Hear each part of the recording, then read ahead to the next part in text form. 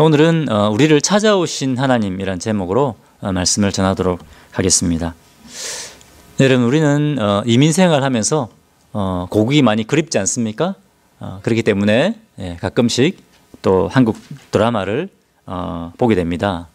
그것이 우리에게 또 삶의 활력을 주는 것 같습니다. 그런데 여러분, 한국 드라마를 너무 많이 보시면 안 됩니다. 이것이 우리의 믿음 생활에 전혀 도움이 되지 않습니다. 드라마에 빠져 있으면 우리가 기도와 말씀 생활에 전혀 도움이 안 되기 때문에 적당하게 이 드라마를 봐야 됩니다.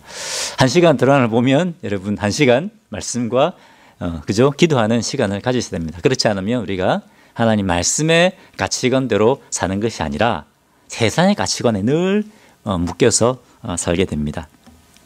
어쨌든 여기 한국 드라마는 또 우리에게 그런 삶의 활력을 줄 때가 있습니다. 그런데 여러분, 한국 드라마를 딱 보면 없어서는 안 되는 중요한 요소가 있습니다. 그것이 뭡니까? 여러 가지 있겠지만 그 가운데 주인공의 출생의 비밀입니다. 그렇지 않습니까? 한국 드라마의 출생의 비밀이 빠질 수가 없습니다. 아주 가난한 집인데 어떻습니까? 이 아이가 너무너무 착하고 정의롭고 또 너무 똑똑합니다. 그죠? 그런데 나중에 알고 봤더니 이 아이가 누굽니까? 이 아이가 한국의 유명한 재벌의 잃어버렸던 손자예요, 손자. 아들. 그죠? 뭐 이런 이야기가 있습니다. 그죠? 비슷한 얘기가 많은데 볼 때마다 재미가 있죠. 자, 그런데 여러분, 오늘 이 본문에 보면, 오늘 성경 본문에 예수님의 출생의 비밀이 나옵니다. 이제 드라마 생각 그만하시고 말씀으로 돌아오시기 바랍니다. 자, 오늘 본문에 예수님의 출생의 비밀이 나옵니다. 여러분, 기대가 되지 않습니까? 그죠? 자, 오늘 본문에 보면 예수님의 어머니 마리아가 어떻게 예수님을 잉태하게 되었다고 되어 있습니까? 자, 18절에 예수 그리스도의 나심은 이러하니라. 그의 어머니 마리아가 요셉과 약혼하고 동거하기 전에 성령으로 잉태된 것이 나타났더니, 이렇게 되어 있습니다. 예수님의 어머니 마리아가 물론 약혼은 했지만 아직 결혼관계는 아닙니다. 결혼하지 않았는데 어떻게 했다고요? 임신을 했습니다. 그런데 이 아기는 또 약혼자 요셉의 아기도 아닙니다. 그러면 어떻게 아기를 가지게 됐습니까? 그렇습니다. 성령님을 통해서, 성령님의 능력을 통해서 아기를 가지게 되었다는 겁니다. 여러분, 이런 일이 일어날 수 있습니까? 결혼도 안 한 자녀가 아기를 가질 수 있습니까? 이거는 뭐 말도 안 되는 얘기입니다. 일이 난 것이 아니라 있을 수 없는 일이죠. 그죠? 전 세계 역사를 통틀어서, 이 긴 역사를 통틀어서 자녀가 아기를 가졌다는 말을 들어본 적이 없습니다. 그리고 앞으로도 그런 일은 절대로 일어나지 않을 겁니다.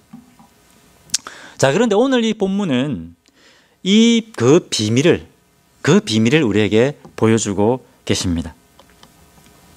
마리아의 임신 소식을 듣고 이 소식을 들은 대부분의 사람들은 아마 이렇게 생각했을 겁니다. 약혼자 요셉보다 더 멋진 사람이 생겼나 보다 라든지, 아니면 여러 가지 다른 가능성들을 상상을 할 겁니다. 그죠? 그것은 약혼자 요셉도 마찬가지입니다.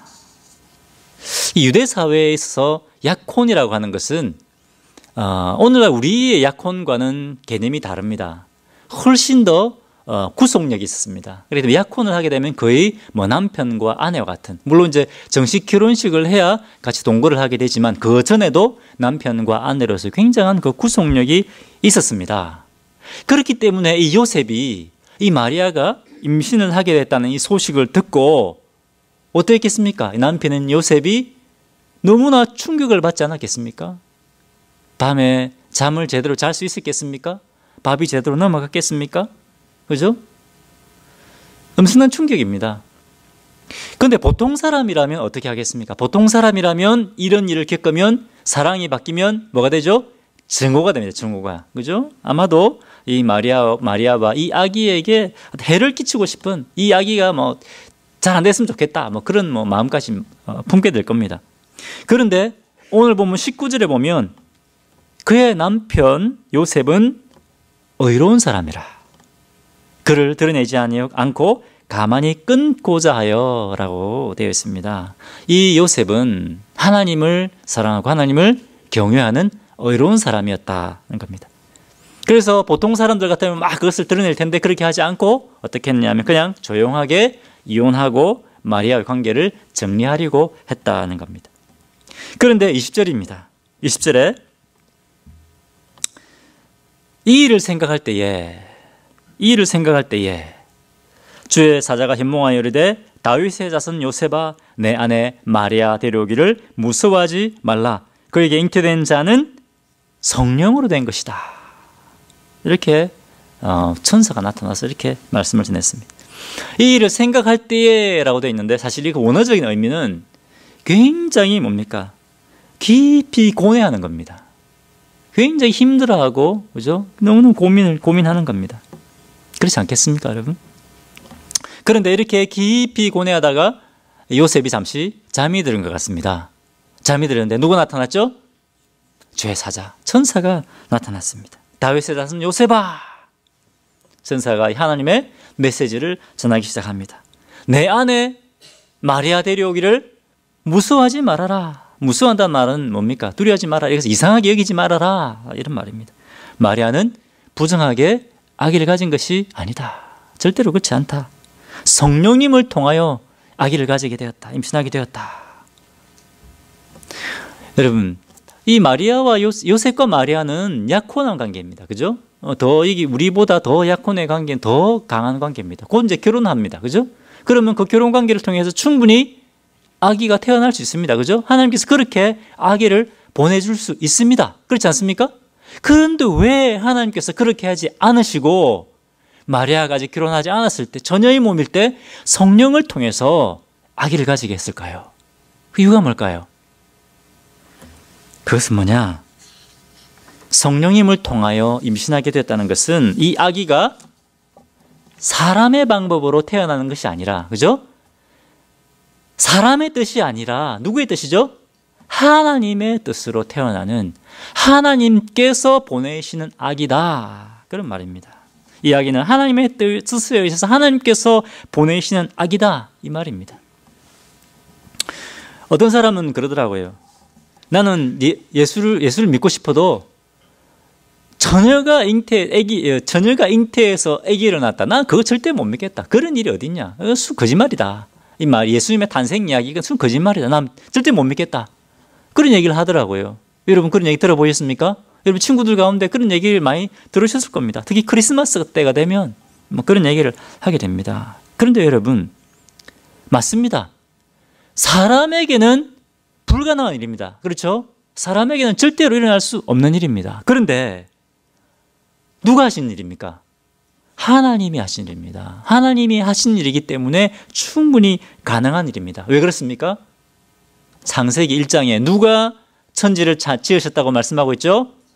태초에 하나님께서 천지를 창조하셨다. 하나님께서 천지 만물을 다 지으셨습니다. 누가 사람을 만드셨습니까? 하나님께서 만드셨습니다. 그럼 사람을 만드신 하나님께서 처녀가 아기를 낳는 것 못하시겠습니까? 못하게 했습니까, 여러분? 어떻습니까? 당연히 할 수 있습니다.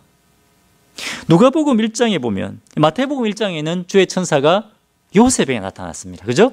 근데 누가복음 1장에는 이 천사가 누구에게 나타나냐? 마리아에게 나타납니다.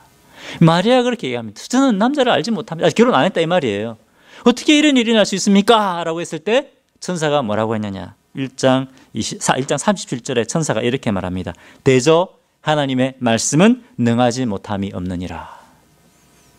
하나님께서는 불가능이 없다는 겁니다. 네가 비록 전하다 할지라도 하나님께서는 너로 하여금 새 생명을 낳게 할 수 있다. 이렇게 말씀하시는 겁니다.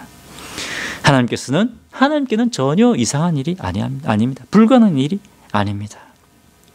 자, 그러면 성령님의 능력으로 하나님께서 보내신 이 아기는 과연 누구냐 하는 겁니다. 이 아기가 누구냐? 계속해서 이 아기가 누군가 하는 것을 계속해서 우리에게 말씀해 주고 있습니다. 자, 21절을 같이 한번 읽어보겠습니다. 21절 같이 읽겠습니다. 시작. 아들을 낳으리니 이름을 예수라 하라. 이는 그가 자기 백성을 그들의 죄에서 구원할 자의심이라 하니라. 여러분, 한국에는 산부인과에 가면 아들인지 딸인지 가르쳐 줄까요? 안 가르쳐 줍니다. 예, 요즘 불법입니다. 그래서 모르셨습니까? 예, 불법, 오래전부터 불법입니다. 그래서 의사가 이렇게 얘기합니다. 파란 옷 준비하세요. 그러면 누굽니까? 아들이 태어나는 거예요. 빨간 옷 준비하세요. 그러면 딸이 태어나는 겁니다. 또 다른 표현은 아빠 닮았네요. 그러면 아들. 엄마 닮았네요. 그러면 딸이. 왜? 아들인지 딸인지 가르치면 한국은 불법이기 때문에 그렇습니다. 미국은 그렇지 않죠. 그죠? 자, 그런데 이 천사가 말입니다. 이 천사는 진찰도 안 해봤어요. 진찰도 안 해봤는데 의사보다 더 정확하게 압니다. 뭐라고 합니까? 요셉아, 마리아가 아들을 낳을 것이다. 그리고 그 아들의 이름을 예수라라. 이름까지 다 지어주는 겁니다. 자, 이제 하나님께로부터 오는 이 아기의 정체가 무엇인지 이 천사가 드러내고 있습니다. 이 아기가 누구라고요? 예수라라. 왜 예수냐? 자기 백성을 그 죄에서 구원할 뿐이기 때문에 이 아기의 이름이 예수라는 겁니다. 예수는 헬라어입니다. 히브리어로 예수는 여호수아입니다. 여호수아. 성경 나오지 않습니까? 여호수아, 그죠? 여호수아 무슨 뜻입니까? 하나님께서 구원하신다 이런 말. 하나님이 구원이시다 이런 말입니다. 이 아기가 바로 너희를 죄에서 구원할, 너희를 구원하기 위해 올 메시아다 그런 말입니다. 메시아라는 말은 구원자 이런 말입니다. 구원자, 그리스도다. 자, 계속해서 이 아기가 누구인가 하는 것을 계속해서 나타내고 있는데요. 이 아기가 누구인가 정체성을 알려주는 또 다른 표현이 있습니다. 아까 20절에 보면 20절로 돌아가서 20절에 이 요셉을 어떻게 부르고 있습니까? 요셉을 보통 성경에 보면 누구누구의 아들 요셉아 이렇게 하지 않습니까? 근데 지금 요셉을 어떻게 부르고 있습니까? 다윗의 자손 요셉아. 굉장히 이상하지 않습니까? 다윗의 자손 요셉아. 물론 요셉이 다윗의 자손이 맞습니다. 다윗 한참 위에 조상이죠. 왜 요셉을 다윗의 자손이라고 부를까? 요셉이 다윗의 자손이면 태어나는 이 아기는 또 누구의 자손이란 말입니까? 다윗의 자손이라는 말입니다. 여러분, 이것이 무슨 특별한 의미가 있습니까? 다윗의 자손이라는 것이 특별한 의미가 있습니까? 아주 중요합니다. 너무너무 중요합니다. 이 다윗의 자손이라 이 표현은 뭡니까? 이 하나님께서 보내시는 이 예수의 정체가 누구인가 하는 것을 강력하게 지금 드러내고 있는 겁니다. 여러분, 이사야 9장 6절 말씀을 한번 보겠습니다. 이사야 9장 6절. 이사야 9장 6절 제가 한번 읽어보겠습니다. 이는 한 아기가 우리에게 낳고 한 아들을 우리에게 주신 바 되었는데 그 어깨에는 정사를 메었고, 어깨에 정사를 메었다는 말은 모든 주권과 권세가 이 아기에게 있다 이런 말입니다. 그죠? 그런데 그 아기의 이름은 뭐냐? 기묘자라 모사라, 기묘한 모사 이런 말인데 이것은 탁월한 전략가다, 탁월한 지혜를 가진 사람이다 이런 말입니다. 그 다음에 어떻게 되어 있죠? 이야기는 전능하신 하나님이라, 이야기는 영존하시는 아버지라, 이야기는 평강의 왕이라 할 것임이라. 이 이사야 선지자가 예수님이 오시기 약 750년 전에 기록한 예언입니다. 지금으로부터 약 2700년 전에 했던 예언입니다. 그런데 이 예언에는 정확하게 이 아기가 누구인가에 대해서 분명하게 밝히고 있습니다. 그런데 여러분, 이 말씀을 보면 논리적으로 좀 이해가 됩니까? 여러분 어떻습니까? 이해가 됩니까? 논리적으로 이해가 안 됩니다. 보십시오. 하나님께서 이 아기를 주실 것인데 이 아기가 누구냐? 이 아기가 바로 모든 주권과 모든 능력을 가진, 모든 권세를 가진 전능하신 하나님이다. 그죠? 누가 하나님이라고요? 이 아기가 전능하신 하나님이라는 겁니다. 이 아기가 바로 영원한 하나님이다. 이 아기가 우리를 구원하기 위해서, 하나님께서 우리를 구원하기 위해서 보내시는 하나님이라는 겁니다. 하나님. 논리적으로 이해가 안 됩니다. 그죠? 읽지 않았지만 오늘 읽지 않았지만 6절 이전에 보면 어떤 내용이 나오냐면 이 앞에 부분과 연결해서 보면 이 아기가 잔인한 전쟁의 고통을 멈추게 하고 이 전쟁을 멈추게 하고 너에게 진정한 평화를 줄 것이다. 이 아이가 너희를 구원하러 오는 평강의 왕이다. 이렇게 말씀하고 있습니다. 자, 이사야 9장 7절도 보겠습니다. 다시 한번 읽겠습니다. 7절. 자, 시작. 그 정사와 평강의 다함이 무궁하며 또 다윗의 위에 앉아서 그 나라를 굳게 세우고 자금 이후 영원토록 공평과 정의로 그것을 보존하실 것이라.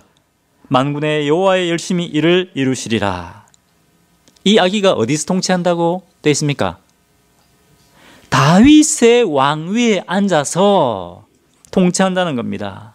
이 아기가 누굽니까 그러면? 이 아기가 바로 다윗의 자손이라는 겁니다. 그죠? 이 아기가 다윗의 왕위에 앉아서 하나님 나라를 굳게 세운다는 겁니다. 이 아기가 와서 통치한다는 겁니다. 이 아기가 왕이 되어서 다스린다. 왕이 되기 위해서 이 아기가 온다 이 말입니다. 이 아기가 통치할 때 공평과 정의로 이 나라를 지키고 보존하게 될 것이다. 여호와의 열심히 반드시 이 일을 이루실 것이다. 이렇게 예언하고 있습니다. 자, 그러면 이 천사가 다윗의 자손이다라고 하는 것은 이제 무슨 말입니까? 요셉아, 성령으로 잉태되어진 마리아가 성령으로 잉태한 이 아기가 바로 다윗의 자손이다.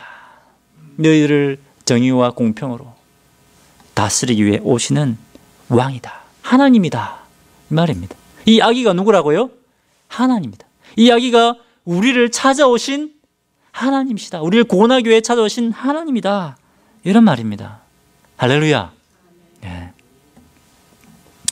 여러분, 이 구약 성경에는 이 다윗의 자손이라는 예언이 한두 군데가 여러 군데 나옵니다. 그래서 에스겔 37장도 마찬가지. 에스겔 37장에도 이 다윗의 자손에 대한 예언이 나옵니다. 에스겔 30장이 이 예언이 언제 주어졌느냐? 기원전 586년경 그 이후에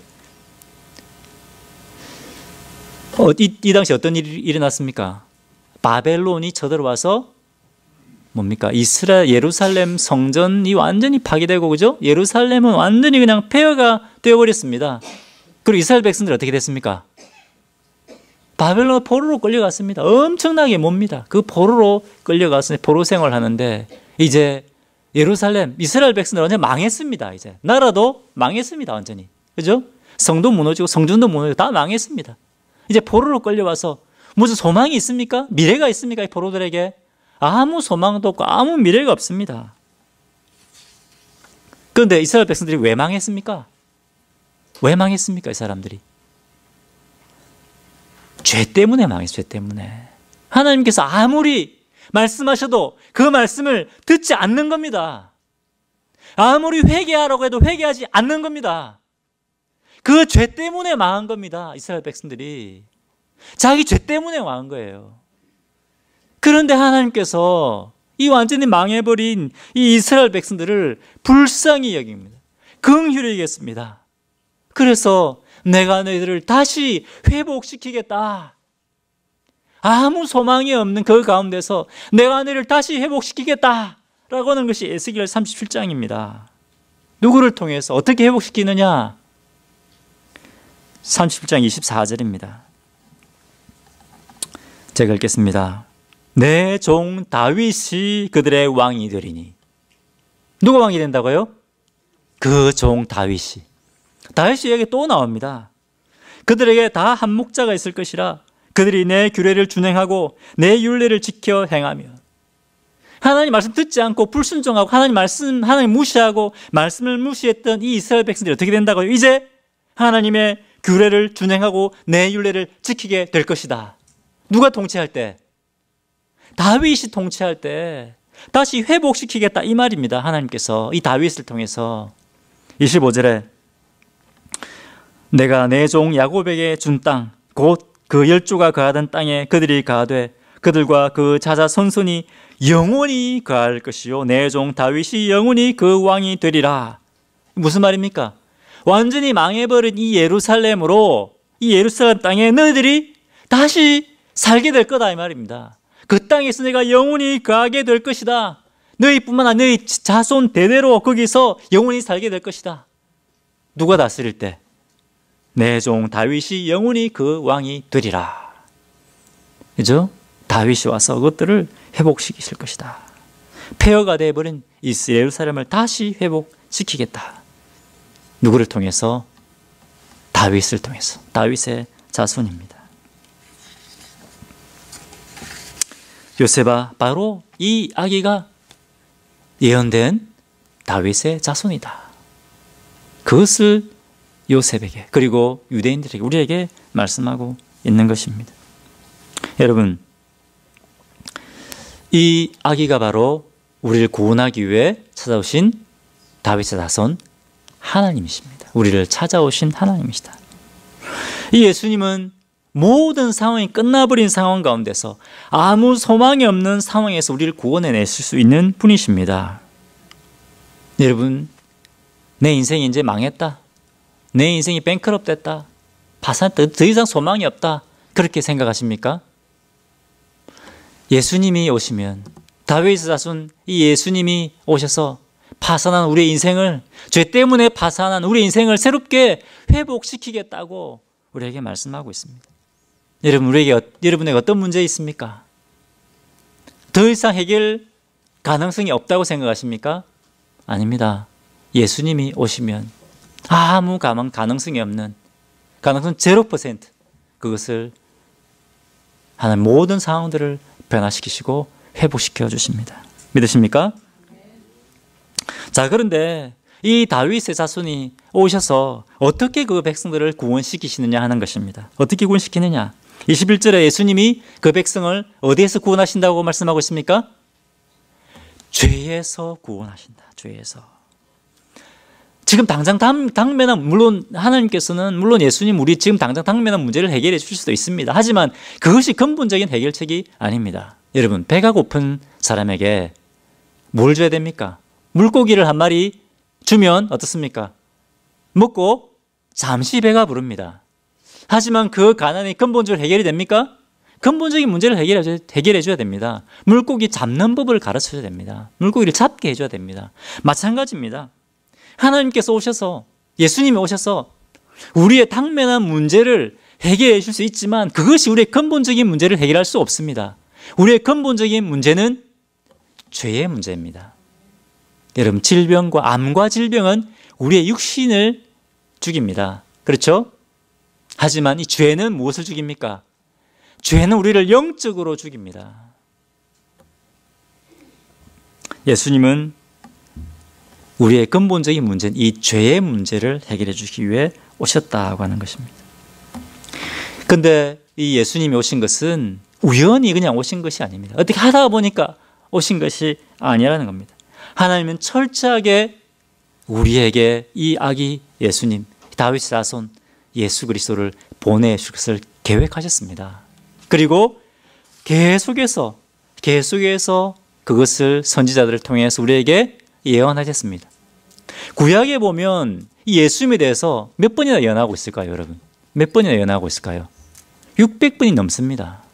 수없이 내가 너를 구원하기 위해서 내가 구원의 길을 열어주겠다. 예수님에 대해서 직접적으로 300번, 간접적으로 600번 이상 이 예수님에서 예언하고 계십니다. 약속하셨습니다. 그런데 하나님께서 약속하신 대로 그것을 이루어 오셨다. 성취해 주셨다는 겁니다. 22절에 이 모든 것이 된 것은 주께서 선지자로 하신 말씀을 이루려 하심이니 이르시되. 23절 같이 읽겠습니다. 23절, 자 시작. 보라, 처녀가 잉태하여 아들을 낳을 것이요 그의 이름은 임마누엘이라 하리라 하셨으니 이를 번역한즉 하나님이 우리와 함께 계시다 함이라. 자, 이 예언은 아까 말씀드린 것처럼 구약에 나오는 수많은 예언들 가운데 하나에 불과합니다. 이것은 이사야 7장에 나오는 말씀입니다. 예수님 오시기 약 750년 전에 이미 약속하신 것입니다. 그런데 하나님께서 약속을 어떻게 이루셨습니까? 예수님을 통해서, 성자 예수님을 보내주심, 성자 하나님이신 예수님을 보내주심을 통해서 약속을 이루어오셨습니다.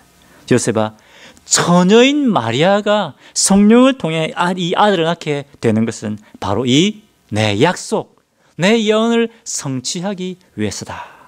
이렇게 말씀하시는 겁니다. 그런데 이 아기의 이름이 뭐라고요? 이 별명이 임마누엘, 별명이 임마누엘이다. 임마누엘은 무슨 뜻이라고 되어 있습니까? 임마누엘, 하나님이 우리와 함께 계시다는 겁니다. 하나님 우리와 함께 계시다. 하나님께서 그 백성을 구원하기 위하여 하나님께서 직접 우리를 찾아오셨다는 겁니다. 우리를 찾아오셨다. 그분이 바로 성자 하나님이신 예수님이시다. 아기 예수님이시다.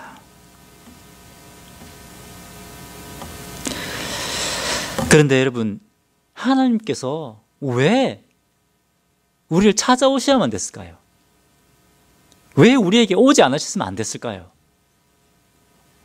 그렇습니다. 맞습니다.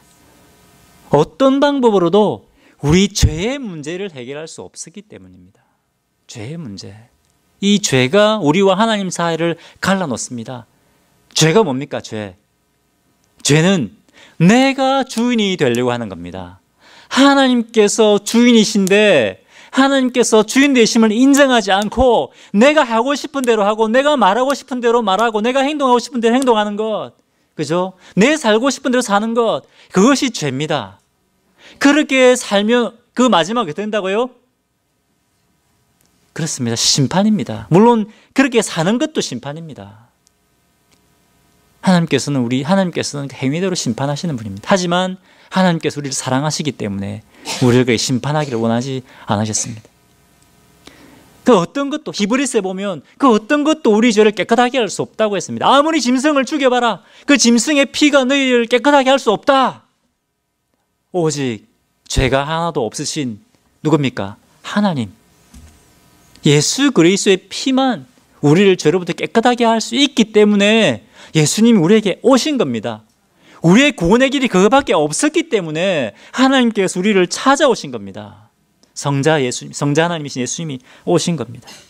그래서 예수님이 어떻게 하셨습니까? 우리 죄를 위해 십자가에 죽으셨습니다.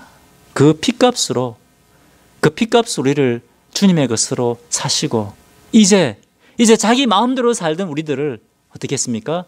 우리 통치하시는 왕으로 다윗의 왕자에 앉아서 우리를 통치하고 다스리기를 원하십니다. 하나님이신 예수님이 우리 삶 속에 들어오셔서 우리의 삶을 통치하고 다스릴 때에 우리가 구원받게 되고, 그죠? 우리의 진정한 회복을 경험하게 되는 겁니다. 우리가 주님이 통치하시는 그 하나님의 나라를 우리가 경험하게 되는 겁니다. 히브리서 10장 10절에 보면 예수님이 십자가에서 피를 흘려주심으로 단번에 우리의 모든 죄를 싹 다 사했다. 그렇게 말씀하고 있습니다. 우리의 죄의 문제를 해결해 버리셨다. 히브리서 4장 15절에 우리에게 있는 대제사장은 우리를 동정하지 못하시는 분이 아니다. 우리의 모든 연약함들을 다 아시고 우리를 다 이해하실 수 있는 분이다. 그렇게 말씀하고 있습니다. 왜 그렇습니까? 왜 우리의 모든 걸 다 이해하실 수 있는 분입니까? 오셨기 때문에, 그죠? 우리가 경험할 수 있는 모든 연약함과 고통과 슬픔과 기쁨을 예수님은 다 겪으셨기 때문에 그렇습니다. 여러분, 지금까지 살아오시면서 십자가에서 겪는 그 고통보다 더 힘든 고통을 경험해 보신 적 있습니까? 아무도 없습니다. 예수님은 이 세상에서 겪을 수 있는 최고의 고통을 겪으셨습니다. 그렇기 때문에 우리가 지금 직면하고 있는 어떤 것도 예수님은 다 이해하시고 아신다는 겁니다. 왜? 하나님이신 예수님이 이 땅에 오셨기 때문에, 우리를 찾아오셨기 때문에 가능한 일입니다. 2000년 전에 우리를 찾아오시던 예수님은 지금 여전히 우리 안에 살아계십니다. 믿으십니까? 여전히 우리와 함께 우리 안에 살고 계십니다. 그분이 누구십니까? 성령 하나님이십니다. 지금도 성령 하나님께서 우리에게 찾아오셔서 우리와 함께 살고 계십니다. 우리 옆에 분에게, 우리 형제 자매님에게 이렇게 축복하십시오. 하나님께서 우리를 찾아오셨습니다. 하나님께서 우리를 찾아오셨습니다. 하나님께서 우리와 함께 계십니다. 이 예수님을 맞아들으십시오. 이 예수님을 맞아들으십시오. 예, 축복하십시오. 이 예수님을 맞아들으십시오. 예, 축복하십시오. 예. 예수님을 맞아들인다는 것은 예수님을 누구로? 왕으로. 그죠? 예수님이 내 인생의 왕좌에 앉으셔서 나를 통치하셔야 됩니다. 그것이 예수를 믿는 겁니다. 그때 우리가 천국을 경험하게 되는 겁니다. 그때 우리와 함께 사시는 하나님을 경험하게 되는 겁니다. 저 사람은 하나님을 경험하는, 나는 왜 하나님을 경험하지 못할까? 예수님을 모셔드리면 됩니다.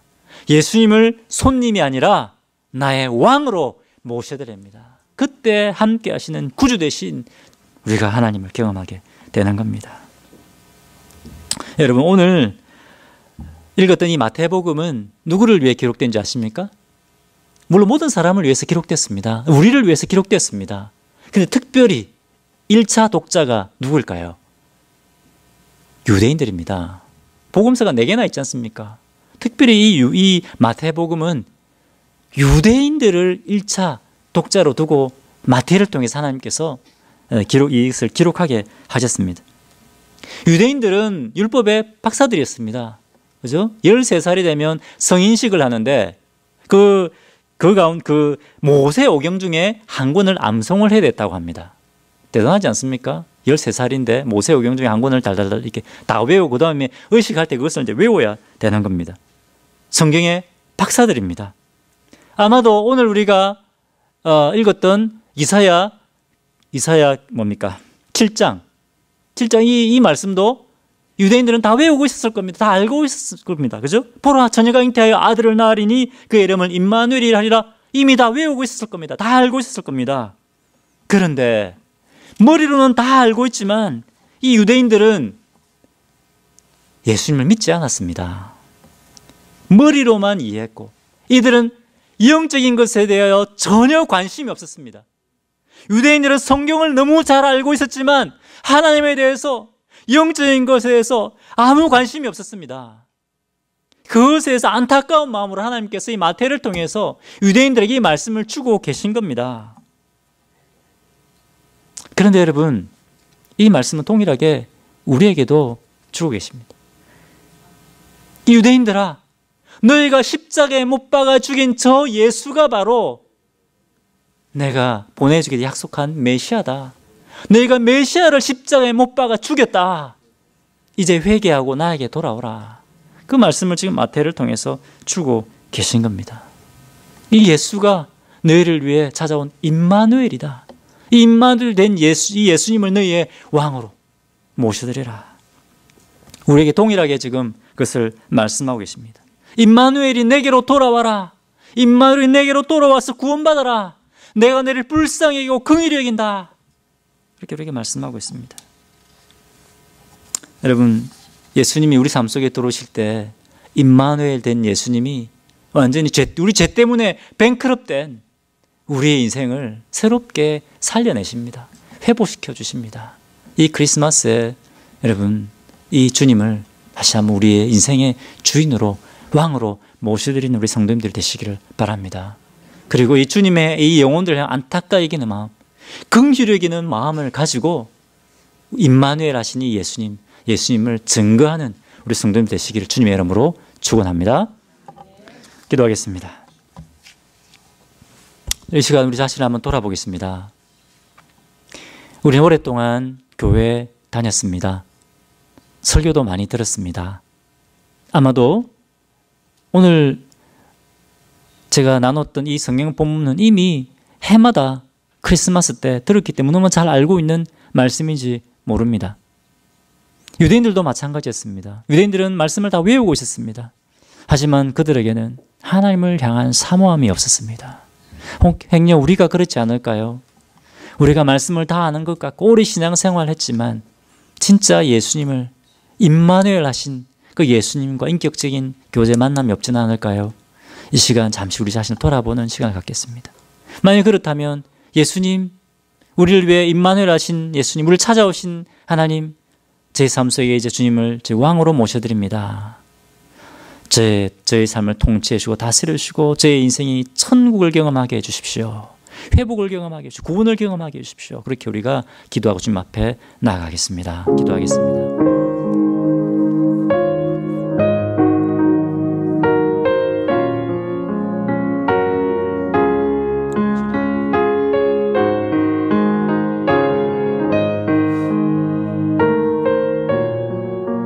아버지 하나님, 주여, 하나님 아버지, 주님, 예수 그리스도 통치하시고 다스리십시오. 우리를 통치하고 다스리기 위해 오신 분이시며 이 종을 통치하시고 다스려 주십시오. 우리 교회를 통치하고 다스려 주십시오. 우리의 가정을 주님이 통치하고 다스려 주셔서 주님 임마누엘 하신지 그 하나님의 구원과 주님 공평과 의로 다스리시는 하나님의 나라를 경험하게 하여 주시옵소서.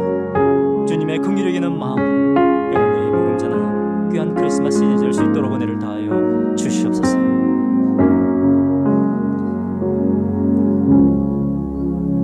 기도하겠습니다. 할렐루야. 하나님 아버지 참으로 감사합니다. 우리 죄로 말미암아 우리 인생이 파산하고 뱅크럽 됐을 때 우리를 긍휼히 여기셔서 하나밖에 없는 예수 그리스도를 보내주시니 참으로 감사합니다. 우리에게 하나님의 함께 하시는 임마누엘의 은혜를 경험하게 하시니 감사하고 찬양합니다. 주님, 행여 우리 삶 속에 오랫동안 제가 말씀을 듣고 배워왔지만 임마누엘 하신 우리에게 찾아오신 예수님을 우리 삶의 주인으로 우리를 다스리는 왕으로 우리가 혹시 모셔드리고 있지 않은 그런 부분들은 없습니까? 주님, 이 시간 다시 한번 제 자신을 돌아보게 하여 주시고 성령 하나님, 임마누엘 하신 예수님을 저희가 모셔드리게 하시고 우리의 모든 삶을 주님이 통치하여 주시기를 원합니다. 그래서 우리의 인생의 왕자에 앉으셔서 우리 인생을 주님의 공평과 의로 다스리는 우리 인생이 하나님의 나라를, 이런 하나님의 나라를 저희가 경험할 수 있도록 은혜를 다하여 주십시오. 하나님의 나라를 경험하는 가정 되게 해주십시오. 주님이 통치하심으로 하나님의 나라를 경험하는 교회 되게 하여 주시고 이 땅에 하나님의 나라를 경험하는 사람들로 충만하게 하여 주십시오. 감사드리며 예수님 이름으로 기도합니다. 아멘.